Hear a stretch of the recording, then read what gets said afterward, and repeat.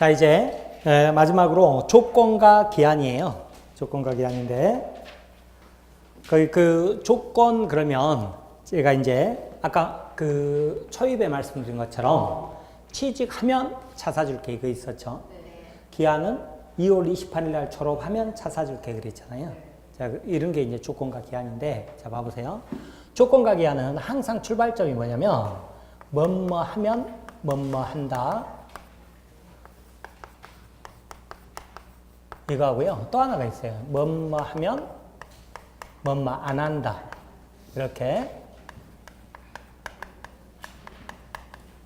보세요. 이 조건과 기한은 어렵지는 않아요. 어렵지 않은데 그 법정 중심인데 우리 수험생들이 굉장히 어려워하는 부분이기도 해요. 왜 그러느냐? 맨 뒤에 있으니까 본 적이 없어요. 맨날 법률행위부터 하다가 대리 정도 오면 안 해버리잖아요. 그래서 그런데 양도 많지 않고 판례도 많지 않아요. 그런데 판례가 많지 않은 대신에 판례가 굉장히 어려워요. 어려우면 어쩐다? 안 한다. 어려우면 안 한다. 그러니까 할 게 없는 거예요. 그러잖아요. 그죠? 그러니까 쉬운 것은 쉽게 가고 어려우면 안 해버리니까 이거는 뭐 판례가 몇 개 없는데 굉장히 어려우니까 안 해버리면 그만이죠. 그죠? 그러니까 할 게 없는 부분이다. 이렇게 생각하시고 보시면 돼요. 아셨죠? 그런데 아무튼 지금은 세세한 것보다도 조건과 기한에 대한 개념을 정확히 잡아놓는 게 중요해요. 우리 수험생들의 마음이 급하니까 조건 기한을 막 들어가가지고 막 나오니까 뭔 말인지 하나도 모르고 맨날 어렵다고 그러거든요. 개념이 안 서 있어서 그런 거예요. 근데 우리가 일상생활에서 말씀드린 그 뭐 취직하면 차 사줄게, 2월 28일 날 차 사줄게 이런 약속들은 얼마나 많습니까, 그죠? 그러니까 그런 것을 생각하면서 한번 봐보면 됩니다. 자, 그러면 먼저 자, 엄마 차 한 대 사주세요. 그랬더니 청약이죠. 엄마가 좋아, 취직하면 차 사줄게 그랬죠. 근데 이때 취직하면 그러면 장래 발생 사실이 불확실하다 그랬죠, 그죠? 불확실하죠? 불확실하면 뭐라고 그래요? 조건이라고 하는 거예요, 조건. 네, 2월 28일 너 졸업식 한 날에 차 사줄게 그랬거든요. 그럼 뭐예요? 2월 28일은 장래 발생 사실이 확실하다 그러잖아요.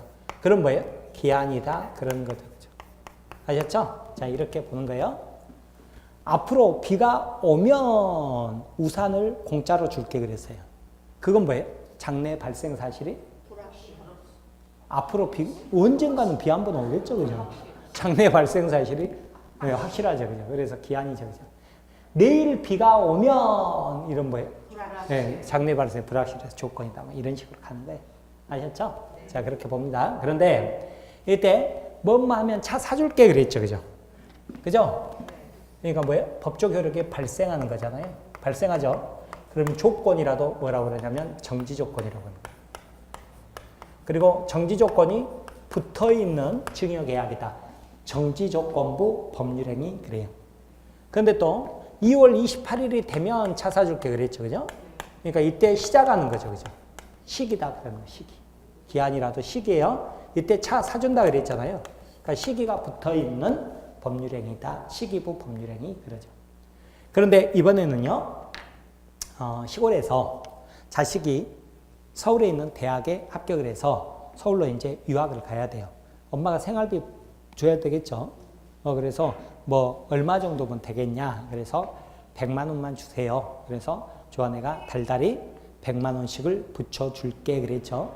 대신에 취직할 때까지만 보내줄 거야. 취직하면 안 보내줘 그랬어요. 그러니까 이번은 뭐예요? 뭐뭐 하면 취직하면 뭐예요? 안 준다죠, 그죠? 안 준다. 안 준다죠? 법적 효력이 소멸하잖아요. 소멸하죠, 그죠? 그러니까 이 경우는 자, 안 주다가 취직하면 주는 거고 여기는 내내 주다가 취직하면 안 주는 거잖아요, 그죠? 그렇죠? 그러면 이것을 무슨 조건이라고 그러냐면 해제 조건이다 그런 거예요. 이때 해제된다 그 말이죠. 해제 조건부 법률행위다 그래요. 졸업하면 안 준다. 그러니까 달달이 생활비 100만 원씩 주는데 졸업할 때까지만 엄마가 줄 거야 그랬단 말이에요. 그러면 졸업하면 안 준다죠, 그죠? 그죠?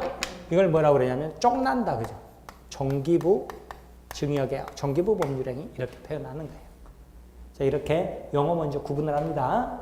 정지 조건, 해제 조건, 시기, 종기 이렇게.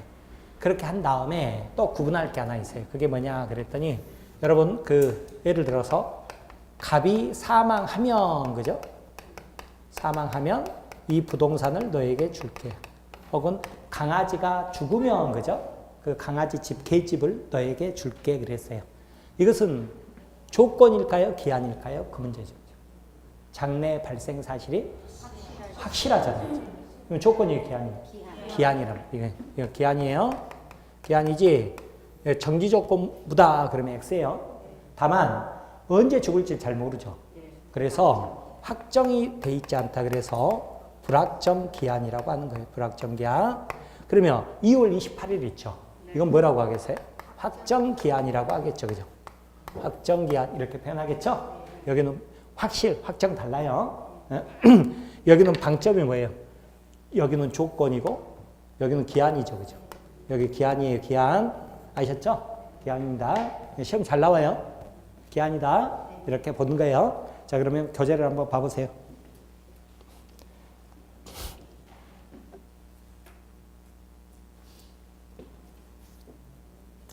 자, 거기 보면 조건과 기한 그래가지고요. 조건과 기한 합쳐가지고 부관이라고 그래요. 법률행위 부관 이런 용어도 쓰는데 적지 않아도 됩니다. 예. 자, 그러면 박스 1번 조건과 기한의 개념 나오죠. 그죠? 개념 나오는데 거기 보시면 자, 거기 보시면 사례로 보세요. 갑이 차와 이혼하면서 논현동 소재 건물을 5살짜리 자녀 을려에게 증여한다는 각서를 작성하면서 다음과 같이 특약사항을 산입했다. 자녀 을려가 결혼하면 그죠? 결혼하면 뭐예요? 결혼할 수도 있고 안 할 수도 있죠. 위 건물 소유권을 이전한다.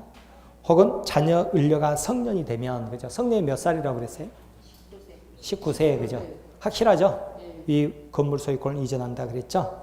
3번 자녀가 결혼하면 건물을 증여한다고 특약을 했는데 자녀 을려가 결혼을 하지 않고 계약일로부터 10년이 경과하면 어찌 되느냐 그 말이죠. 그죠? 자, 이런 내용들인데 자, 봐보시면 1번 조건이란 계약은 체결했으나 그죠?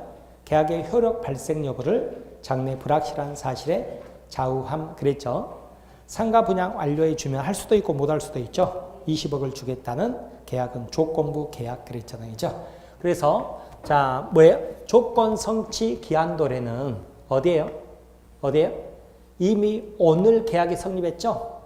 그러나 그죠? 취직하면 혹은 졸업하면 차 사주기 때문에 이때 뭐예요? 효력이 발생하는 요건이다. 그 말이죠. 아셨죠? 이것은 효력 발생 요건이라고 그러고 이것은 효력 소멸 요건이라고 그럴 거 아니에요. 그죠? 둘 다 효력 요건 그랬죠. 그죠? 아셨죠? 여러분 그 자체로도 시험 우리 기출문제로 나온 적이 있다니까요. 조건 성취 기한도래는 법률행위 성립 요건이다 그러면 X예요. 효력 요건이다 그래야 O라고. 아셨죠? 그런 내용들입니다. 자, 그 다음에 2번 기한이란 계약은 체결했으나 계약의 효력 발생 여부를 장래 확실한 사실에 의존케 함 그랬죠. 갑이 을에게 우리 집 개가 죽으면 개집을 증여한다는 계약은 조건부가 아니라 기한부 계약이다 이렇게 나왔죠. 근데 더 정밀히 말하면 뭐라고요? 기한은 기한인데 불확정 기한이다. 불확정 기한, 불확정 기한 그러는 거예요. 자, 오른쪽 오세요. 박스 2번 조건의 종류 나오죠. 그죠? 큰 1번에 정지 조건이 나오고 큰 2번에 해제 조건 나오죠. 큰 1번 정지 조건, 조건이 성취되면 법률 행위 효력이 생기는 것 그랬죠. 사례에 보면 새아빠가 자녀에게 혼인하면 건물을 증여한다고 약정한 때 혼인하면 그랬죠. 그죠? 정지 조건이 성취되면 건물 증여의 효력이 생기죠. 그죠?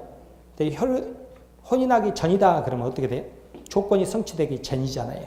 그죠? 그럼 증여의 효력이 안 생기겠죠? 아니 무효 상태에 있겠죠. 그죠? 자, 그렇게 보고 입증 책임 이런 거 볼 필요 없고요. 해제 조건은 뭐라고 그랬어요? 뭐뭐 하면 뭐뭐 안 한다죠. 그죠? 조건이 성취하면 법률행위 효력을 잃는 거죠. 그죠? 시아버지가 며느리에게 아파트를 증여하면서 그죠? 지금 증여했어요, 안 했어요? 했잖아요. 이제. 했는데 이혼하면 어떻게 한다고요? 안 준다잖아요. 안 준다. 안 준다죠? 아파트를 반환한다. 이건 뭐예요? 해제 조건이죠. 그죠? 그래서 며느리가 이혼하면 그죠? 해제 조건이 성취되면 증여의 효력을 잃겠죠. 그죠? 무효가 되고 며느리가 이혼 전이다 그러면 이미 줬죠. 그죠? 그러니까 증여의 효력을 잃지 않는다 그랬죠. 자, 그렇게 보세요. 3번은 볼 필요 없고요. 조건 성취 효력법입니다. 1번 정지 조건 있는 법률행위는 조건이 성취된 때로부터 어때요? 정지 조건은 효력이 생긴다 그래야죠. 그죠? 해제 조건 있는 법률행위는 어때요? 조건이 성취된 때로부터 효력을 잃는다 그랬잖아요. 그죠? 뭐뭐 하면 뭐뭐 한다. 뭐뭐 하면 뭐뭐 안 한다. 이렇게 공부하면 좋습니다. 뭐 3번 뭐 소멸시효 진행하지 않는다 이런 거 볼 필요 없는데 뭐 정지조건부 권리는 어때요? 조건이 성취될 때까지 채권 소멸시효는 진행하지 않는다 그랬는데 이런 거 지금 볼 필요 없습니다. 입증 책임도 볼 필요 없고요. 넘기세요. 그러면 이제 기한부 권리 나오죠. 그죠? 조건과 기한이잖아요. 조건과 기한인데 1번 기한 그랬죠. 법률행위 효력 발생 여부가 확실한 사실에 의존한 그랬죠. 그런데 여기에는 기한도 확정 기한이 있고 그죠? 여기 보세요. 여기 확정 기한도 있고 또 뭐도 있어요? 불확정 기한도 있죠. 그죠? 확정 기한 그러면 기한이 정해져 있는 것 그랬죠. 그죠? 그죠? 근데 불확정 기한 그러면 기한이 정해져 있지 않는 거 갑이 사망할 때까지 이런 거를 뭐라 그래요? 불확정 기한부 법률행위 그러는 거예요. 큰 2번에 기한의 이익 나오죠. 그죠? 기한의 이익 나오죠? 기한의 이익 나오는데 그 옆에다가 중도상한 수수료 이렇게 적으세요. 기한의 이익 옆에다가 중도상한 수수료. 중도상한 수수료 들어보셨죠? 제가 법 공부하기 전에 되게 이해가 안 되는 게 이 중도상한 수수료였거든요. 뭐냐면 예를 들어서 내가 그 아파트 담보로 제공하고 2년간 1억을 빌린단 말이에요. 이자 몇 프로로. 그러면 나는 2년 동안 뭐예요? 2년 후에 돈을 갚는 거죠. 그러니까 2년간 기한의 이익을 누린다 그래요. 그런데 내가 빨리 갚아버릴 수 있죠. 1년 6개월 만에 빨리 갚아버릴 수 있죠. 그러면 나는 기한의 이익을 포기할 수 있다 이렇게 표현하거든요. 그런데 세상에 빨리 갚았더니 수수료 달라는 거예요. 되게 이해가 안 됐거든요. 그게 중도상한 수수료인데 근데 이게 왜 그랬냐면 나만 2년간 기한의 이익을 누린 게 아니라 상대방 은행도 2년 동안 이자 받을 수 있죠. 그래서 기한의 이익을 누렸거든요. 근데 내가 기한의 이익을 포기함으로써 상대방 은행에게 손해가 발생했죠. 그 손해를 배상하라는 거예요. 그런데 그 손해배상액을 구체적으로 입증하기가 어렵잖아요. 그죠? 복잡하고 그러니까 아예 처음부터 그냥 약정으로 중도상한 수수료는 몇 프로를 한다 그냥 딱 그렇게 정해버리는 거죠. 아셨죠?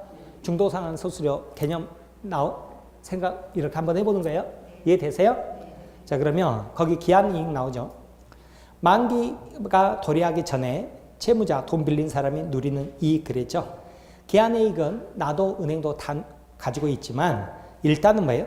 채무자를 위한 것으로 추정한다 이렇습니다. 아셨죠? 그런데 기한의 이익은 상실할 수 있어요. 내가 포기할 수도 있지만 여기는 뭐예요? 상실하는 경우가 있어요. 뭐예요? 내가 고의로 담보를 손상했다 그죠? 담보 제공 의무를 불이행했다 그러면 은행에서 뭐라고 하겠어요? 2년 후에 갚어가 아니라 당장 갚어 그러겠죠. 그죠? 이건 뭐예요? 기한의 이익의 상실이죠.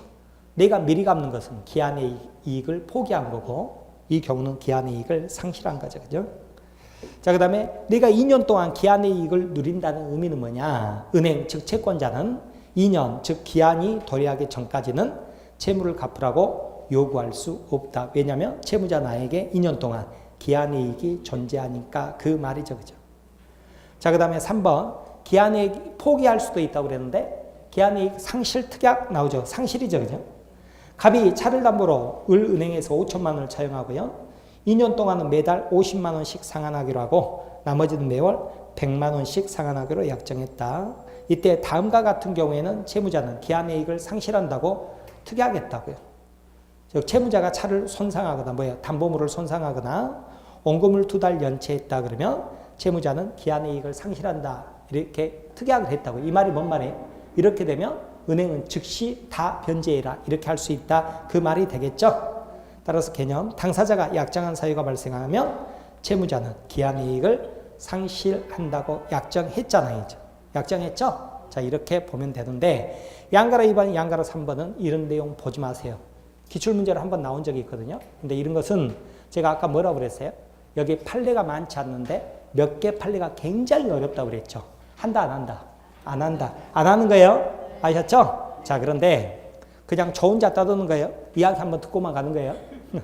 자, 이게 뭐냐면 내가 담보물을 손상했단 말이에요. 그러면 기한의 이익이 상실을 되죠. 특약을 했으니까. 그럼 은행은 어때? 2년 동안 안 기다리고 빨리 갚아 할 수 있죠. 그죠? 그런데 이때 은행이 빨리 갚으라고, 지금 당장 갚으라고 말을 했을 때 변제기가 도래하느냐. 아니면 은행이 말을 하지 않더라도 그냥 내가 담보물 손상하면 그 즉시 변제기가 도래하느냐. 이 문제예요. 이 문제거든요. 어떻게 될 것 같아요? 네? 말 안 해도? 그러지 않아요. 왜 그러냐면 은행도 뭐라고 그랬어요? 이자를 받고 있기 때문에 자기도 기한의 이익을 누리고 있다고 그랬죠? 그럼 누구에게 선택권을 줘야 되겠어요? 은행한테 선택권을 줘야 되겠죠. 그러니까 담보물이 손상하면 그 즉시 변제기가 도래하는 게 아니라 손상했죠. 손상했으면 그 특약대로 은행이 나한테 즉시 변제해 하고 이야기를 했을 때 어떻게 된다고요? 변제기가 도래한다. 우리 판례는 그런 입장이에요. 그런 입장인데 그것을 이렇게 어렵게 말을 해놨어요. 뭐라고요? 정지조건부 기한이익 상실 특약이냐 형성권부 기한이익 상실이냐 이래놓으니 뭔 말인지 하나도 모르잖아요. 그죠? 근데 이런 것을 공부한다 안 한다? 안 한다 그 말이에요. 아셨죠? 그래서 양가로 2번은 당사자가 약정한 사유가 발생하며 즉 연체하거나 담보물 손상하면 채권자 즉 은행에 별도 통지 없이 채무자는 기한의 이익을 상실하느냐. 혹은 양가로 3번처럼 당사자가 약정한 사유가 발생만 하면 그죠? 발생하고 플러스 뭐예요?